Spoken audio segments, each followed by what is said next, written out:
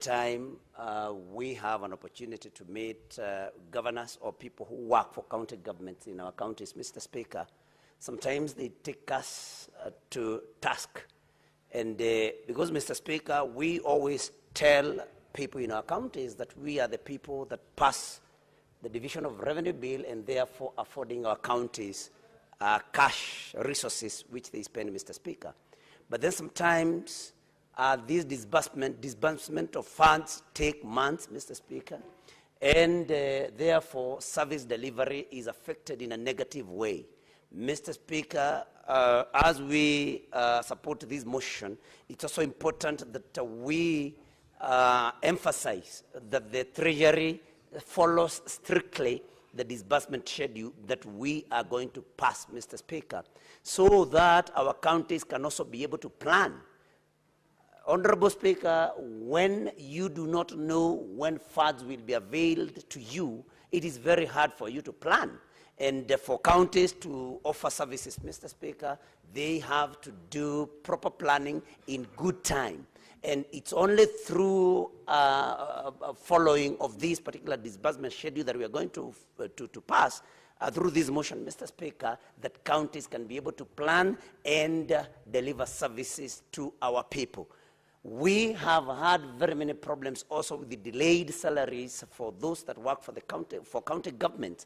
And sometimes counties are forced to borrow money from banks, which of course attracts interest, and to pay county government employees. And when then counties borrow money on interest and they pay interest on the same, then it means that the counties which have very limited resources, they continue wasting funds on interest that would have gone to better use and to offer services to our people, Mr. Speaker.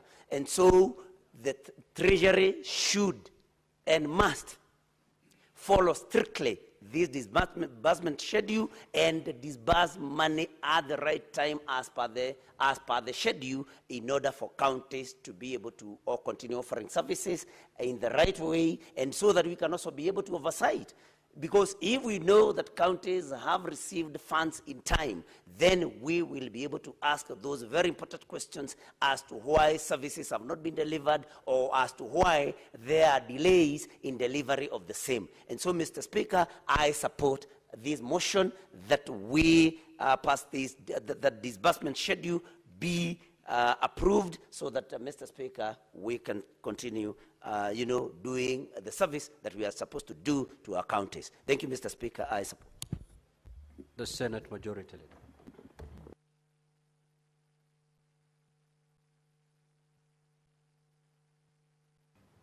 Thank you, Mr. Speaker. I rise to support this motion by our Budget and Finance Committee Chairperson. And this what now has been termed as a ritual. I think somebody referred to it as a ritual, which nobody adheres to, and should be of concern to us. Where I'm concerned, though, is what is being proscribed as a solution eventually to this problem. Mr. Speaker, I have listened to colleagues try to figure out what exactly can we do to ensure that the National Treasury complies with this cash disbursement schedule that we pass. It's important to bring to the attention of colleagues that while we do this ritual every year, Mr. Speaker, there is no record that for the last, I don't know how many years, in the existence of devolution, that there has been compliance with the schedule to the exact date and time, Mr. Speaker. In fact, much as people may not agree to it, this is the closest we've ever come to a disbursement schedule, because I know many counties now are either catching up with March or April, Mr. Speaker.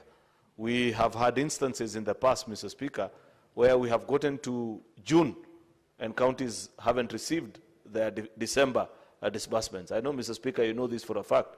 You have served as a county governor. And this problem doesn't seem to be going away anytime soon. Therefore, as a Senate of the Republic, we must think creatively, and we must find ways that are practical and that will eventually make our counties economically viable. As they are today, Mr. Speaker, this is not possible. Look at what we are passing in this disbursement schedule, Mr. Speaker. We are passing additional resources, 2.9 billion shillings for the KIPES. And Senator Roba, you must convince us that in the next division of revenue, or actually when you do county government, CARA, eventually, Senator, that those counties that are yet to receive the counter-matching funds for KIPES, Mr. Speaker, will be considered. Otherwise, we will suffer the prejudice of having passed resources to other counties to the detriment of other counties, Mr. Speaker. There is 3.24 billion that is being passed to CHPs. How unfair, Mr. Speaker? It's either you have a job or you don't. Surely, if in the month of May is when we are sending resources to pay these people that have been working through the year, are we really being fair to these community health promoters, Mr. Speaker? I wish, Mr. Speaker, we were just plain and honest and told them that you do not have a salary. I know it's a stipend, but even that stipend, Mr. Speaker, it must be timely. 5,000, much as it may look like nothing to many people, if it comes in a timely manner, Mr. Speaker, at least it could help people get by. But if we are sending it at the end of the financial year, Mr. Speaker, there is even an extra 1.8 billion, which is basic salary arrears for health workers, Mr. Speaker, across our counties. I told us as a House last week or 2 months ago that we must reflect and begin to feel embarrassed. That every time you hear there's a demonstration outside the Senate, 9 out of 10 times it will be health workers, Mr. Speaker, for one reason or the other. We must confront this issue of remuneration to health workers, Mr. Speaker, at the county level. It is clear that there was no elaborate plan, Mr. Speaker, and everybody keeps pussyfooting about it. Nobody is clear and certain of when and how their matters will eventually be resolved, Mr. Speaker. That situation cannot continue to obtain. And I hope Senator Mandago, together with members that serve in the Health Committee, including you, Senator Mogeni, that you will lead us home. You must at some point lead this House into making the right decision. You must feel bad on behalf of all Kenyans who watch doctors, nurses, health workers, all these health professionals who come outside the Senate each and every year. Today they were there in the morning. I think they'll be back tomorrow. Maybe they're still there. It's not fair. And you as a committee must lead us as a House into making certain decisions that will resolve that particular answer. And you know, previously, all these other challenges that we've been told that, oh, the reason why they can't be considered jointly is that healthcare is devolved and therefore they are being left to be handled by the individual governors depending on how they're able to manage their politics, Mr. Speaker. That cannot be allowed to obtain for too long. Lastly, Mr. Speaker, is to leave it as a food for thought for Senator Roba, Senator Dabitha, my good friend Boni Halwale, and all these people that serve in the Budget and Finance Committee. I was before their committee this morning on a particular matter, Mr. Speaker, that perhaps it has reached a time where we may want to lead the country into issuing a devolution bond, the same way we issue infrastructure bond. I raised this 2 years ago. It wasn't picked up, but I want to still insist that we may want to consider that, Mr. Speaker, because we know, on average, how much we consume per year. And we also can project for the last, based on what we have consumed the last 10 years, what the annual increment normally looks like, Mr. Speaker. It will make more sense, Mr. Speaker, because I hear people say, oh, separate the treasury, do this or the other. If the resources are not there, they are not there, Mr. Speaker. We must find ways, just the same way Ministry of Sports and Ministry of Roads have figured out how to fund their roads and find ways through securitization, Mr. Speaker. We can as well issue a devolution bond, Mr. Speaker, through which National Treasury then pays back in the subsequent month on a yearly basis, so that we know for a fact, Mr. Speaker, that this pool of resources is purely dedicated to devolved units. At the particular date, the agreed time of the month, Mr. Speaker, counties receive that which is owed to them, Mr. Speaker. Otherwise, many businesses will continue to crash, Mr. Speaker, on account of supplying to a county government that you know will never pay you. People will go without salaries. Counties will be forced to borrow, Mr. Speaker, to pay and meet even day-to-day subsistence obligations, Mr. Speaker, therefore incurring additional cost. So I want to plead with this Budget and Finance Committee that lead us into a better solution other than this one of having to wait for exchequer releases, that you have to wait for resources Mr. Speaker, to be collected. When you have a shock in the system like we had last year with the Gen Z protests, Mr. Speaker, and court decisions with regards to finance bill, then counties stayed, I think, up to almost December without receiving any significant funding. That cannot be the way and the basis upon which you run a county government. Something must give, and I believe as a House, it is not beyond us to think what will be a better solution than the current system. At least we are all in agreement that this current system doesn't work in the way that it was envisioned. With those main remarks, Mr. Speaker, I beg to support and hope that, Mr. Speaker, we can be able to conclude on this matter as well as many other business that are before us. At least I'm happy that there are many members that are back in the House now as opposed to earlier in the day. I hope the whips, Mr. Speaker, as we speak, are whipping so that we conclude on this today. I thank you. Senator Wambua.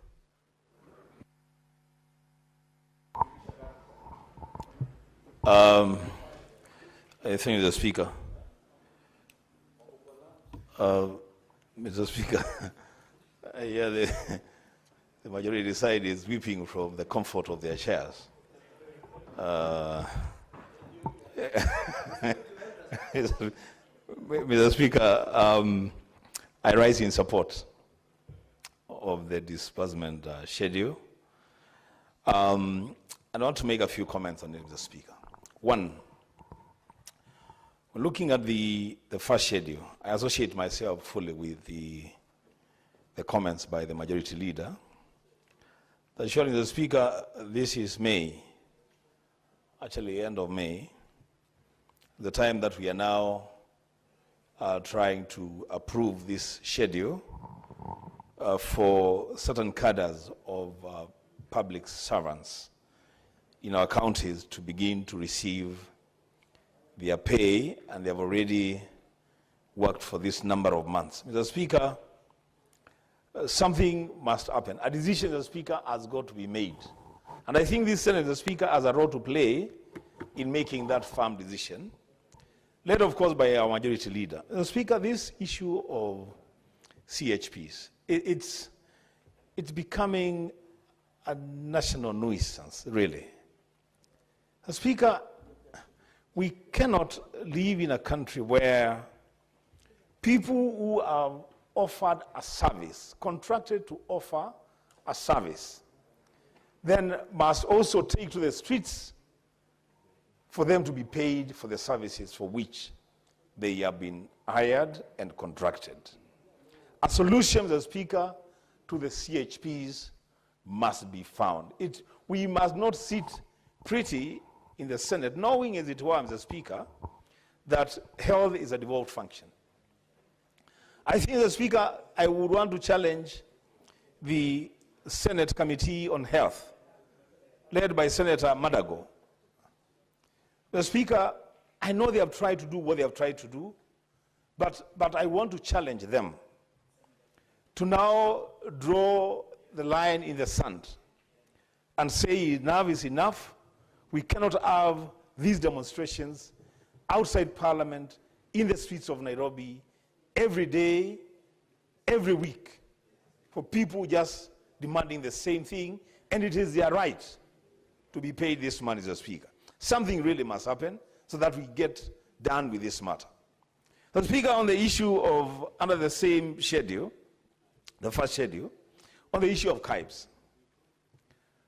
Mr. Speaker, for whatever reason, whatever wisdom was used to phase out the allocation of the national government share to county governments to construct the industrial parks, there were two phases that I know of. There was phase 1 and then there is phase 2. My county, Mr. Speaker, did not make the list for the first phase. But, Mr. Speaker, because of a desire to create jobs and push forward the manufacturing agenda in our county, the county executive of Kitui approached the county assembly of Kitui, and they approved the share of the county government of 250 million Kenya shillings for the construction of Kaib at a place called Kanyonyo, the speaker in Kitui Rural constituency. The last time I checked, that construction had been done up to around 40%. But the speaker, there are counties that have already received the government share of Kaib. And they haven't even done 5% of those constructions. This is my appeal to the decision makers and policy makers in relation to Kaib, is that those counties that have demonstrated a willingness and even committed their funds for the construction of these Kaibs be fast-tracked and get their share of the government funding to complete their Kaibs. So Speaker, when I look at the schedule for Kitui, it is blank all through. That the entirety of this financial year will not receive a cent from the government share. And yet we have committed our own resources for the construction of the Kaib at Kanyonyo. And as I said, this is a non-discriminatory expenditure where the county government of Kitui and all other county governments have no discretion. It's a decision that has been taken at the national level that they should be constructed, the Speaker. The least that we can do is to match the amounts of money that counties have spent on these Kaibs to ensure completion and utilization of the facilities. Secondly, Mr. Speaker, the second schedule is on the issue of court fines. Speaker, I don't know whether this interpretation is right, and Senator Robert will have to help me with this. I don't know whether there's a correlation between the level of crime in a county and the amount of money that is allocated to these counties as part of the share from court fines. And if there is a correlation, Mr. Speaker, then I must thank the people of Kitui profusely, Mr. Speaker. Because for the entire financial year, the only money accruing from court fines is only 100,000 Kenya shillings. I'm sure Senator Kakamega is wondering which heaven this is. I mean, this is, if there is a correlation then between crime and the amount of money that accrues from court fines, then the people of Kitui County are doing extremely, extremely well. Can't compare them with people from other counties that I want to mention. But the Speaker, this money being what it is, because it is very, very little money. The Speaker, some of this money, because it's already accrued, it's already realized revenue. I don't see why we should even be staggering this amount of money, the Speaker, through the committee. Money is as little as this, will just be disbursed once, so that then it's already realized revenue. It's not money that people will be looking for. It's money that they have contributed to the exchequer. If they can just get this money and do with it as is the right way to deal with it. The Speaker, with those many remarks, I support the schedule. I thank you. Now, before I allow more comments on this motion, allow me to make this communication. I'd like to acknowledge the presence in the public gallery this afternoon of visiting teachers and students from Tengeche Boys High School in Kericho County. The delegation comprises 3 teachers and 57 students who are in the Senate for a one-day academic exposition. Honorable Senators, in our usual tradition of receiving and welcoming guests to Parliament, I extend a warm welcome to them, and on behalf of the Senate, on my own behalf, wish them a fruitful visit. Also, I'd like to acknowledge the presence in the Speaker's Gallery this afternoon, a visiting delegation of legal officers from the Parliament of Ghana, who are undertaking a benchmarking visit in collaboration with the legal officers in the Directorate of Legal Services in the Senate. Honorable Senators, I request each member of the delegation to stand when called out so that you may be acknowledged in the Senate tradition. Ms. Doreen Asante, Ms. Mary Wendy Yebo, and Mr. Edwin Trufor.